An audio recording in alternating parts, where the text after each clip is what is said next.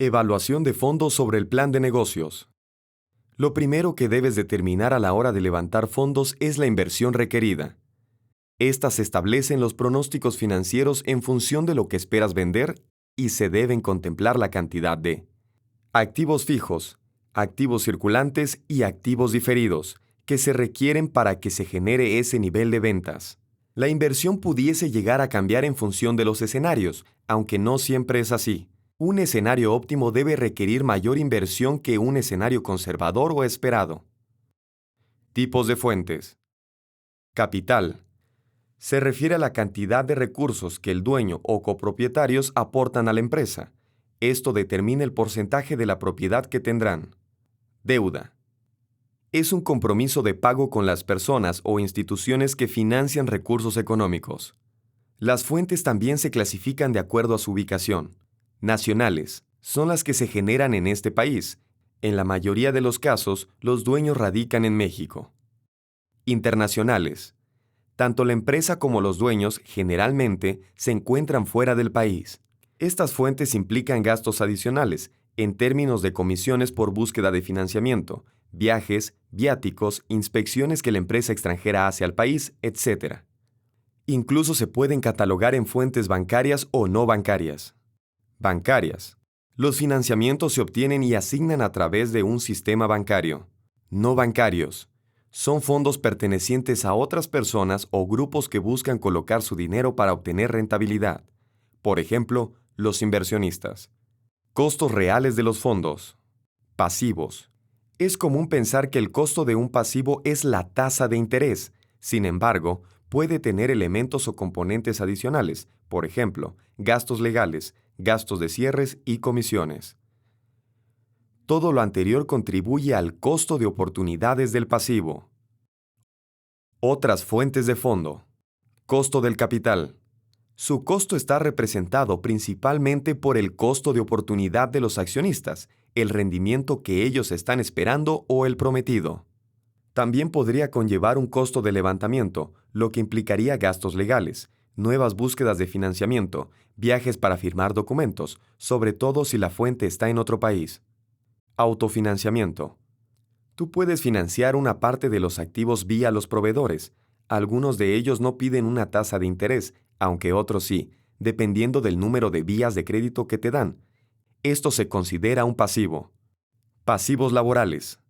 No es tan fácil lograrlos, pero también representan una fuente de financiamiento. Entidades bancarias.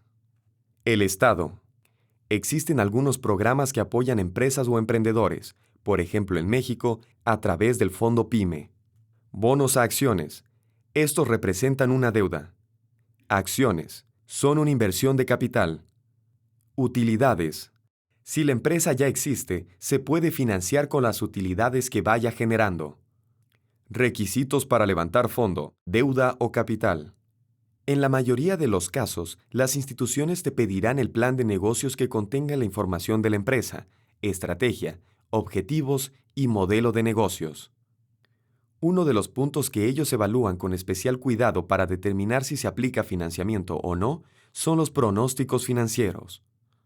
También incluye la oferta que le harás a los potenciales inversionistas, es decir, la estructura accionaria, derechos corporativos y los rendimientos que vas a prometer. Este punto es fundamental. No es posible levantar capital de manera organizada sin una estructura accionaria. En el caso del capital, posiblemente tendrás que manejar contratos legales y certificados de acciones. Si estás interesado en levantar fondos, debes estructurar la forma de aportación del capital y asociarla con los diferentes tipos de acciones. En todos los casos, es muy importante que tu propuesta esté bien estructurada, que vayas preparado y domines toda la información para explicarla de forma clara y sencilla. No te olvides de hablar sobre las responsabilidades y los riesgos que puede conllevar esa inversión o inyección de capital. Te recomendamos que hagas una presentación en PowerPoint donde incluyas toda esta información. Requisitos para levantar financiamiento a través de la deuda, nacionales. Información general de la empresa y de los dueños. Los estados financieros, en algunos casos, hasta de los 3 últimos años y que estén auditados. Reporte del buró de crédito de los dueños y de la empresa. Pronósticos financieros. Valuación financiera en donde se expresa el valor presente neto, BPN, la tasa interna de retorno, TIR, y el periodo de recuperación. La idea es que la institución que te hará el préstamo comprenda el giro de la empresa y conozca el riesgo que implicaría si accediera a darte ese dinero. Requisitos para levantar deuda. Fuentes internacionales. La mayoría de las fuentes internacionales solicitan información histórica como pronósticos financieros. Algunas se están volviendo un poco más flexibles y no es necesario que tengas 3 años de operación ni que los estados financieros estén auditados. Pero sí te piden garantías en una relación 2:1, 3:1, incluso 4:1, especialmente en préstamos prendarios. Analiza muy bien estas opciones y elige la que mejor se adapte a tus necesidades y toma en cuenta los costos. Esta multiplicidad de fuentes origina la necesidad de calcular el costo ponderado del capital.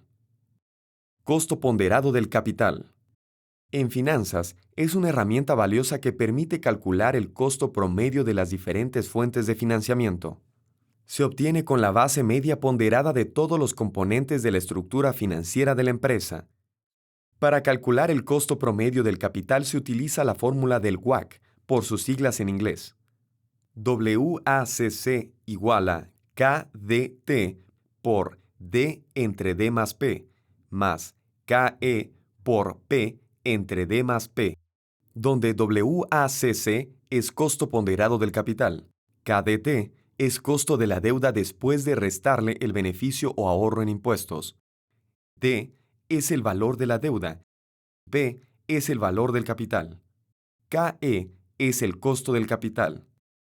Suena un poco complejo, pero en realidad es muy sencillo. Pon atención al siguiente ejemplo. Imagina que la compañía XYZ tiene 200 millones en activos.